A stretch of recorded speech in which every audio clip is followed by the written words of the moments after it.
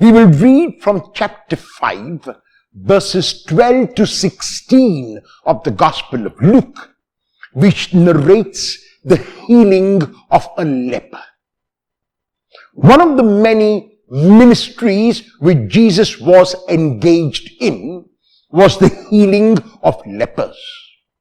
At the time of Jesus, leprosy was considered a dreaded disease.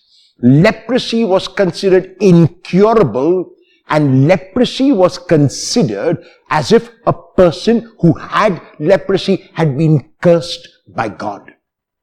Because of this, lepers were meant to live away from society. Lepers were not allowed to come in contact with regular people. Lepers were treated with disdain. This leper who comes to Jesus possibly had lost hope. This leper who comes to Jesus was a man who was caught up in so much of negativity which he had experienced from people. However, when he comes to Jesus, he comes with this prayer, with this plea. If you want to, you can make me clean. He's not expressing doubt in the ability of Jesus. What he is expressing is that he is willing to do whatever Jesus' will is. In other words, he doesn't ask something of Jesus. He lets the initiative rest with Jesus. He lets the first point rest with Jesus, and he opens himself to receive whatever Jesus will give. Because Jesus has also come to heal lepers, he reaches out and touches the man.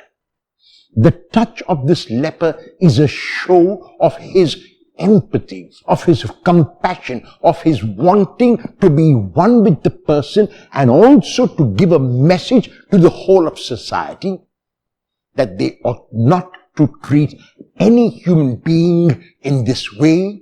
And Jesus responds in almost similar words to the leper when he says, I want to be healed, and the leper is cleansed immediately. There are times in our lives when we treat people as lepers, when we look at them with prejudiced and stereotypical eyes, when we look at them with disdain, when we look down at them.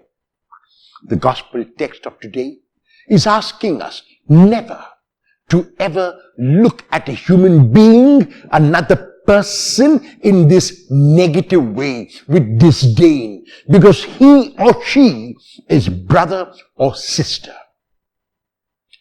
A holy man was asked once, Rabbi, when does night end and day begin?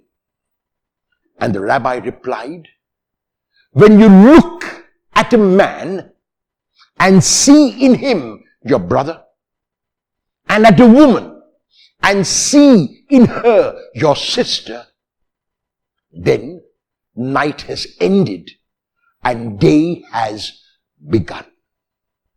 When I look at every person I encounter as a brother or sister, and if I do, then no matter what time it is, night will have ended and day will have begun.